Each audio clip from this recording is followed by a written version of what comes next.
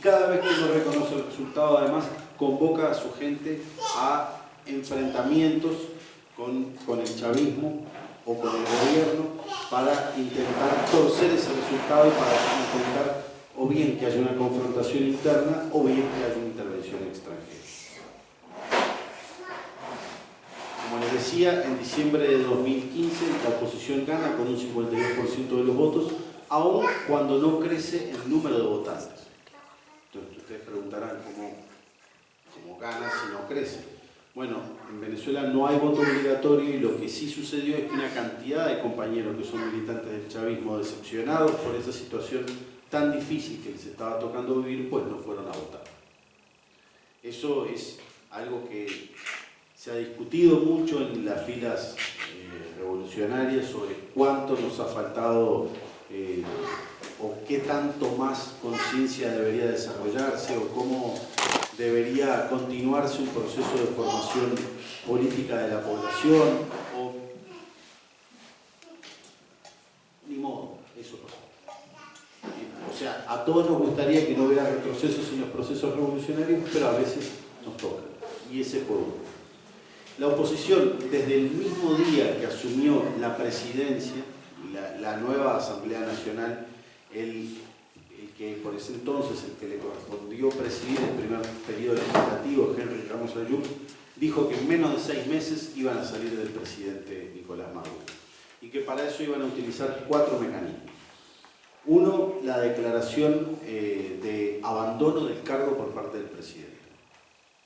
Uno dice, bueno, para abandonar el cargo tendría que irse, por lo menos, ¿no? Pero bueno, ellos habían decidido que iban a utilizar ese mecanismo.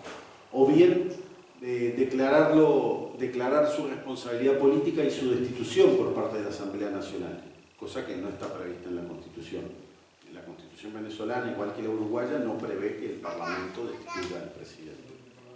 O bien iniciar un referéndum revocatorio, proceso del que ahora hablaremos en unos momentitos, y todo eso al mismo tiempo con presión de calle para obligarlo a renunciar al presidente Nicolás Maduro. Con ese discurso asumió el presidente de la Asamblea Nacional, que se supone que su principal responsabilidad es legislar y controlar la gestión del Poder Ejecutivo. Pero desde el principio la oposición venezolana, cuando asumió en enero de 2016, lo que planteó es que su objetivo principal era salir del presidente Nicolás Maduro. Por supuesto, las 3 primeras opciones planteadas no se dieron, entre otras cosas porque es imposible probar que el presidente no está gobernando cuando está todos los días en el despacho y firma decretos y firma normas. Obviamente ese señor no está en abandono del cargo. Te podrá gustar como gobierno o no, pero no hay abandono del cargo. Lo mismo cuando se declaró la responsabilidad política y se lo pretendió destituir.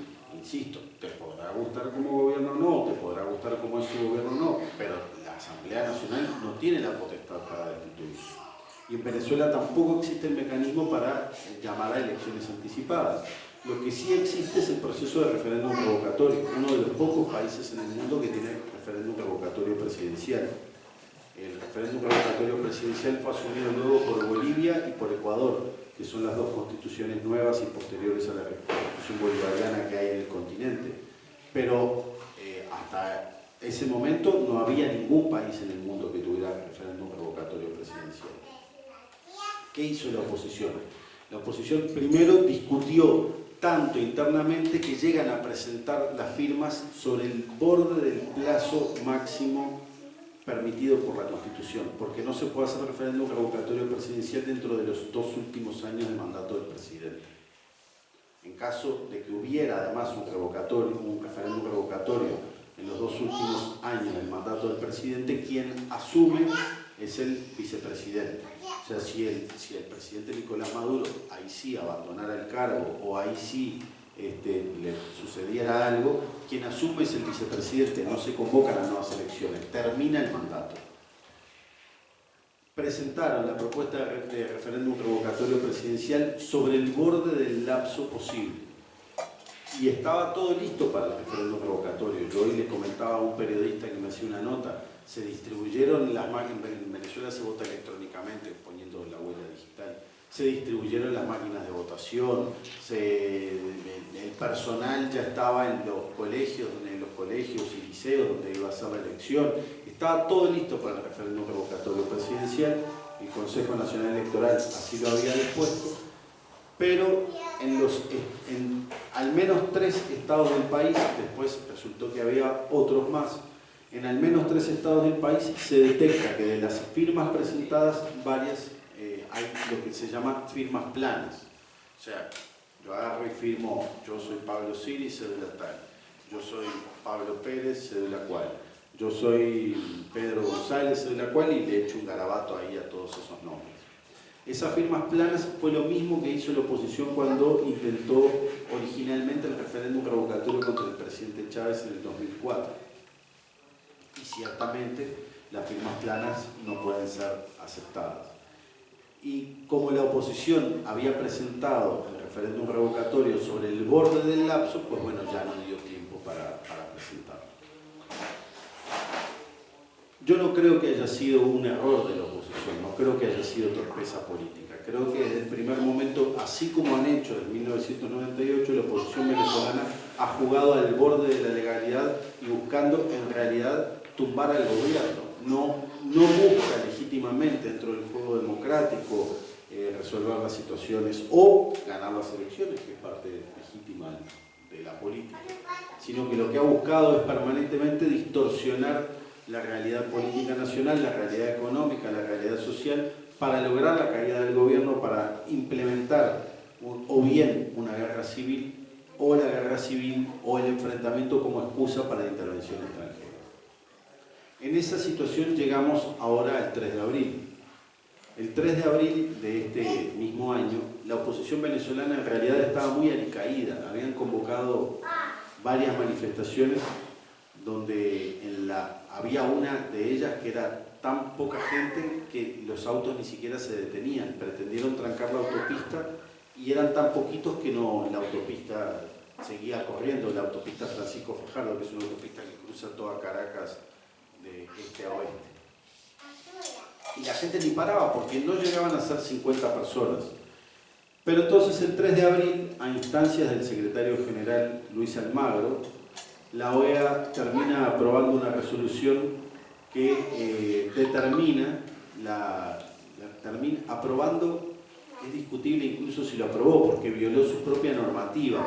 Para aprobar una resolución en la OEA que tiene 34 miembros, tú necesitas 18 votos. Esa resolución fue aprobada por 13 miembros y 4 se abstuvieron, había solo 17 presentes en sala y sin embargo la dieron por aprobada por aclamación. Una cosa bastante absurda. Sin embargo, esa resolución le permitió a la oposición venezolana asumir que contaban con apoyo internacional. Y a partir de eso se han iniciado lo que ustedes han visto en los medios de comunicación. Manifestaciones extremadamente violentas, normalmente de poca gente, muy preparadas con lo que uno puede presumir como un fuerte entrenamiento paramilitar, gente que va a la marcha con máscaras antigás, con bolsos con bombas molotov. Le comentaba hoy a un compañero aquí que han desarrollado unas suertes de granadas caseras que las hacen con un coco, bueno, como los que aquí mismo en la frontera con Brasil se consumen habitualmente, un coco que se llena de clavos, se le pone pólvora, se le pone una mechita como las que usan las cañitas voladoras u otros artefactos pirotécnicos, y bueno, eso genera, por supuesto, un desastre. Movilizaciones donde se hace lo mismo que se hizo el 11 de abril de 2002, que es poner francotiradores a disparar para un lado y para el otro para provocar el enfrentamiento y que haya caídos en ambos bandos. Agresiones brutales contra cuerpos de seguridad, es casi absurdo. De los heridos que ha habido en estas movilizaciones, la mayor parte son miembros de organismos de seguridad. La verdad termina siendo casi absurdo, y de la casi treintena de muertos que hay, que es importante también decirlo, los muertos no importa de qué bando sean, duelen toditos igual. La mayor parte de las personas que han fallecido en estos días ni siquiera estaban participando en una confrontación, ¿no? Son gente elegida al azar, precisamente para provocar el odio, la exacerbación de la gente. Incluso los miembros de fuerzas de seguridad muertos o manifestantes muertos, hay de los dos bandos, militantes del PSUV, militantes opositores, pero insisto, todos duelen lo mismo. Se están haciendo las investigaciones de todos los casos. En un caso donde se presume la actuación de cuerpos policiales, dos casos, perdón, donde se presume la actuación irregular de cuerpos policiales y militares, están esos destacamentos completos están detenidos. O sea, no el policía que se presume que lo hizo, sino todo el destacamento está detenido hasta que se determine efectivamente quién fue, por qué, cómo, en qué circunstancias, etc. Porque tampoco vale meter preso al policía que disparó. Ese señor tenía un superior, y el superior, una de las cosas que tiene es la obligación de responder por las acciones de sus subordinados. Entonces, por eso está todo el destacamento preso, porque hay que determinar qué, quién, cómo, qué fue lo que sucedió. En esa situación es donde se presume la actuación de cuerpos de seguridad. Pero la mayor parte de los casos, como les decía, corresponden con la actuación de francotiradores que han disparado en estas movilizaciones buscando generar el enfrentamiento entre ambos bandos. Ayer mismo murió un muchacho, lamentablemente, a quien inicialmente los medios de comunicación decían que se le había disparado una bomba lacrimógena de frente y que le había impactado en el pecho y que eso había provocado la muerte. Luego se terminó descubriendo que en realidad sufrió un disparo a quemarropa de una pistola de pernos de las que se usan para sacrificar ganado, ¿no? Entonces, no fue de un cuerpo de seguridad que estaba del otro lado de la calle, fue uno de los manifestantes que estaba con él. ¿Por qué eso? Insisto, es que son locos. Porque uno podría suponer, bueno, que la gente que está manifestando están todos enfermos de la cabeza, pobrecitos, más bien habría que internarlos. No se trata de eso. Es un plan, insisto, bien orquestado, que busca generar víctimas en ambos bandos, que busca que los medios de comunicación registren eso. Hay una foto que se ha hecho muy famosa en estos días, que es una foto donde un manifestante opositor pretende arrancarle el escudo antimotín a una policía que además está desarmada, y alrededor de ellos hay 16 fotógrafos. 16 fotógrafos. El objetivo de esas movilizaciones es fundamentalmente ser captados por los grandes medios de comunicación internacional para ser transmitidos al mundo para hablar de la represión en Venezuela. Luego dicen también que en Venezuela no hay libertad de expresión, pero hay 16 fotógrafos alrededor de una cosa de estas características. Lo mismo sucede, se habla de que en Venezuela hay presos políticos. Yo hoy le decía a un periodista, en Venezuela no hay ninguna persona presa por pensar lo que piense o por decir cualquier cosa que quiera decir. En Venezuela no existe el delito de opinión. Y además es fácil, ustedes mismos pueden entrar en este momento, si quieren, a internet. Les puedo incluso recomendar algunas páginas de la oposición más radical para que ustedes vean que cualquiera puede decir lo que sea. El propio Capriles Radonsky en su cuenta de Twitter, que cualquiera de ustedes puede seguir, lo mínimo que dice el presidente es que es un tonto, lo mínimo. Y es gobernador de un estado, se supone que ese señor tiene que tener, ¿no? Se supone que es o fue uno de los líderes opositores, y sin embargo sin ningún inconveniente utiliza un lenguaje que nadie penaliza. No está previsto, insisto, en Venezuela el delito de opinión, fue erradicado en la Constitución bolivariana. Lo único que sí ha ameritado que haya alguna gente detenida es gente que o bien participó o bien asusó precisamente a la generación de este tipo de conflictos violentos, tanto en 2014 como ahora. ¿Cuál es el panorama entonces ahora para aclarar cuál es la situación hoy en Venezuela? Venezuela tiene 364 municipios, uno menos que los días del año, ¿no? Solamente ha habido conflictos de alguna entidad, desde los más pequeños que a ustedes les parezca, una señora que le mentó la madre al presidente, hasta los de mayor envergadura, en 18 municipios. Entonces, esa percepción de que Venezuela está en guerra, de que está incendiada, de que es un país donde todo el mundo está matando a todo el mundo, etc., no es cierto. Eso es lo primero que hay que decir. Sí hay una oposición, como les decía, que está decidida a tumbar al gobierno del presidente Nicolás Maduro, que hace todo lo posible por generalizar esa violencia de la que hablábamos, pero que no ha logrado su objetivo en prácticamente todo el país. Si ustedes hoy van a las capitales de cualquiera de los estados venezolanos, y de hecho, yo el otro día le recomendaba a una persona que se metiera en las cámaras de tránsito, ¿no? Aquí en Uruguay son públicas y en Venezuela también. Métanse en las cámaras de tránsito del municipio que quieran, elijan uno al azar. Entran a venezuela.gov.be y dentro de esa página, que es la página del Estado venezolano, ustedes pueden entrar a cualquiera de los poderes del Estado, a cualquiera de las gobernaciones, a cualquiera de los municipios venezolanos.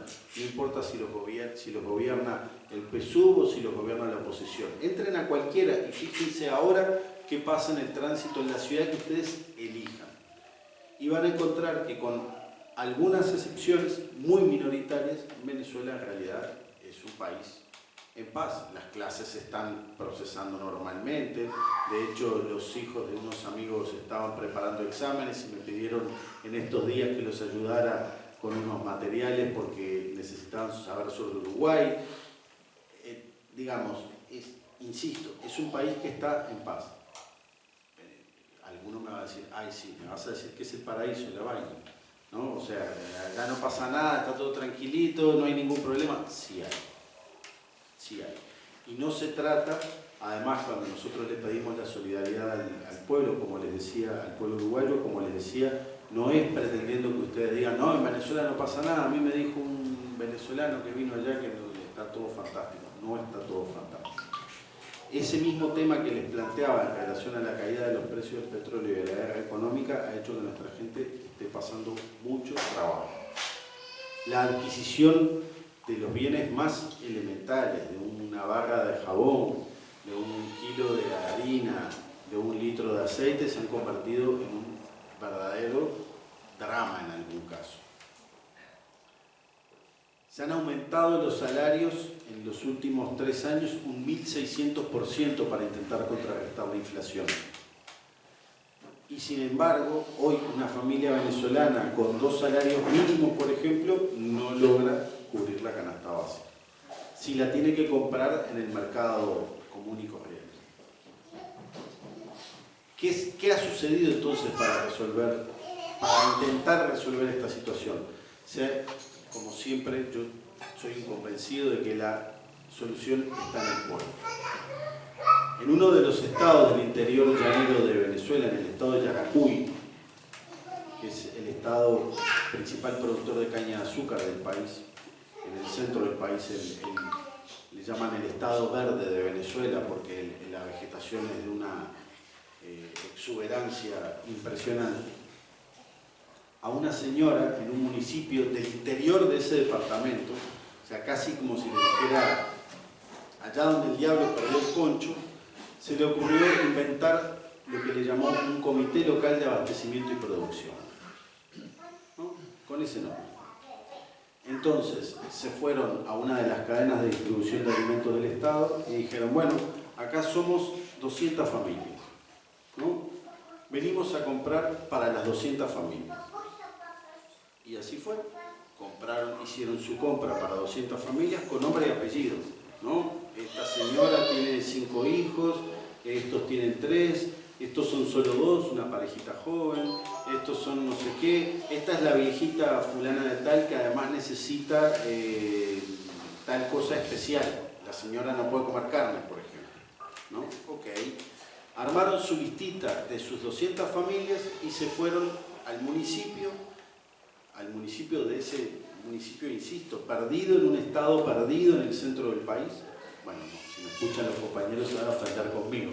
No es un estado perdido, es un municipio que ahora ha pasado la mejor historia de Venezuela en un estado que además también pasará la mejor historia de Venezuela. Y se les ocurrió que de forma organizada podían hacer la compra colectiva de los alimentos para todo el mundo con los productos a sus precios regulados. Y así fue.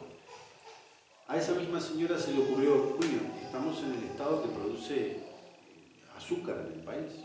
No puede ser que nosotros estemos comprando azúcar por ahí que viene refinada de Caracas cuando nosotros somos los que producimos la melaza, producimos todo aquí.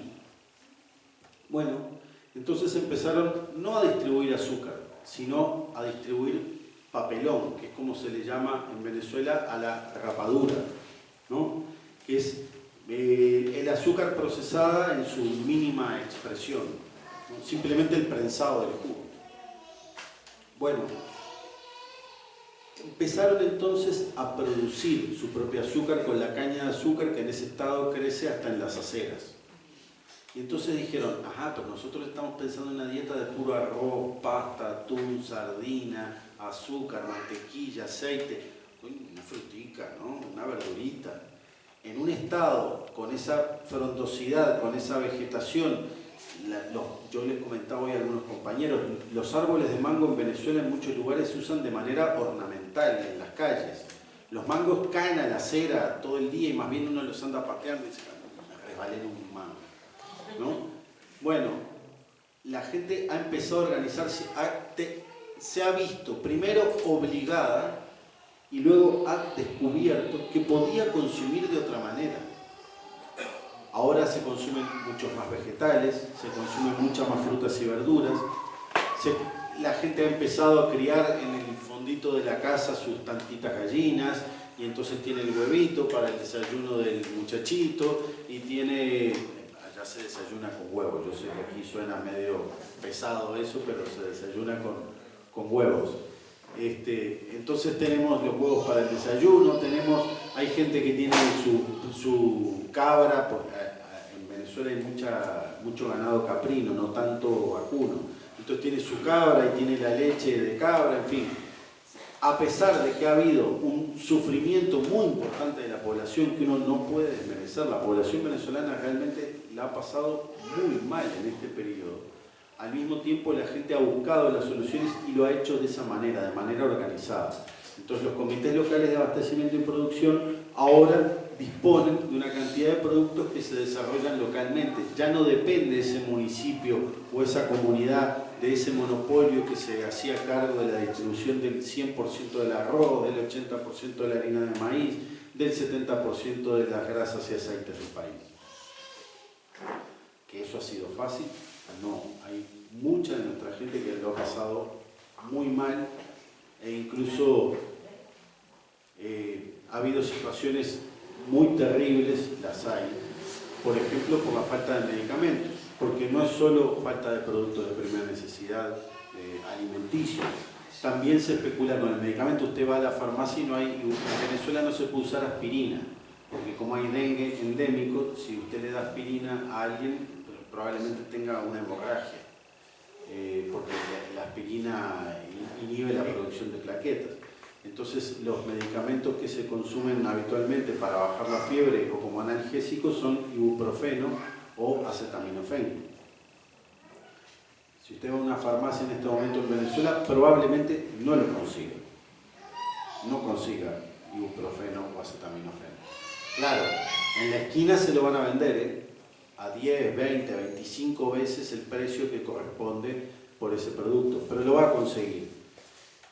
¿Quién es el afectado entonces? Nuevamente, los sectores populares, porque al que es rico, pues bueno, capaz que no le importa pagar esa plata, pero los sectores populares de la población, las clases medias, que también se han visto fuertemente afectadas, pues se les hace imposible adquirir esos productos.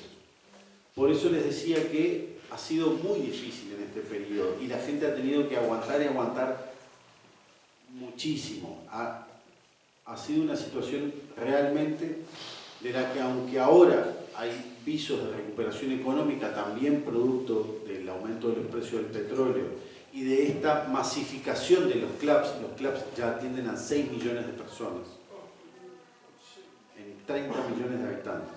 O sea, los clubs ya le llegan al 20% de la población, no es poca cosa, para una experiencia que inició a mediados del 2016. Entonces, esa conjunción de la organización popular, del trabajo del Estado, de la producción local, ha permitido realmente paliar esta situación. Pero no es una situación sencilla, no es fácil. No es fácil. Hay quienes nos preguntan, ¿la oposición tiene condiciones en este momento para dar un golpe de Estado? No, no tiene. No tiene. Porque para dar un golpe de Estado no solo necesitas unas manifestaciones violentas en algunas ciudades, necesitas mucho más. Entre otras cosas, como bien saben aquí en Uruguay, necesitas militares. Y los militares no están dispuestos a apoyar un golpe de Estado. Los trabajadores tampoco. Dirán lo que digan los medios de comunicación, pero en Venezuela hay 3 centrales sindicales, ¿no? Está la Central Bolivariana Socialista de Trabajadores, está la Central de Trabajadores de Venezuela y está la Corriente Clasista y Combativa, son 3C, CCC. La Central Bolivariana de Trabajadores recoge la afiliación de más del 90% de los trabajadores y los sindicatos y federaciones nacionales del país. La CTB, hoy, el acto del 1 de mayo de la CTB, previsiblemente, o por lo menos así ha sido en los últimos años, va a ser un acto muy pequeño, y en cambio el acto bolivariano va a ser gigantesco. Eso ustedes lo van a poder ver por televisión. Si los medios no eligen mostrarles a un muchacho con una máscara antigaña, sangre, cóctel molotov, eso debería ser lo que ustedes vieran en una movilización, en un acto como el 1 de mayo en Caracas, en Venezuela, mañana, el lunes.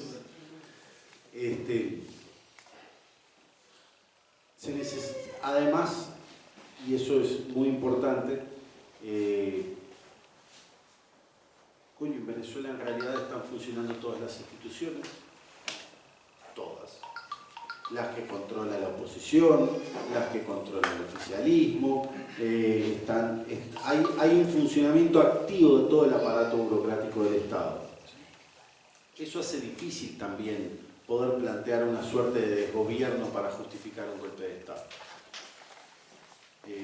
¿A qué está apelando entonces la oposición?